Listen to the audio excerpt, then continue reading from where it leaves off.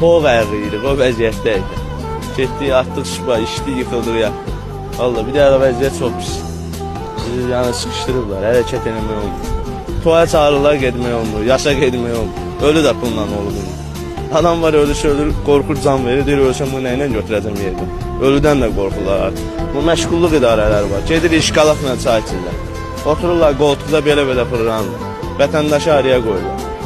İş istəyirsən nəqədi fəhləliyə yönəldirlər. Gənc nəsil fəhləliyə geçsə, hamı fəhləlik olmaz. İşin normativləri olmalı, bir şey olmalı, zavod olmalı, sektor olmalı, peşə olmalı. Bu alver nədir ki, elədin staj yazılmır. Sabah mən 50 yaşımda kim gətirib mənə pul verəcək, kim çörəyə pul verəcək? Hardan staj tələb edəcəm, hardan tırda boyalacam? Bir gün getmişəm pensiyanı çıxarmaya, evdən bir iki şey tapşırıblar, bıraxmayıblar pensiyanı. Mən 3 gün başqa bir şeylə başımı qatmalıyam ki, fırlamalıyım ya da kimdənsə borc alınır. Bu əsas yaşayışdır. Başa düşsənə, evdən çıxanda axşam çörək aparmaq lazım. Bir gün biz doğulub yaranmamışıq ki, dussaq olar. Səmiyyətin kiminsə anasının baxsın, sepin uğrayaq. Sən əziyyət çəksən, mən sənin cibaya girməliyim. O elə deyil. Elə olmalıdır. Amma yetəncə cibində pul olsa, kimsə cibinə girməyə nəyə lazımdır ki? Birinci günlə oğurluq başalıb gedir, cibgiriyi başalıb gedir. Yata bilmirsən, adam qorxur.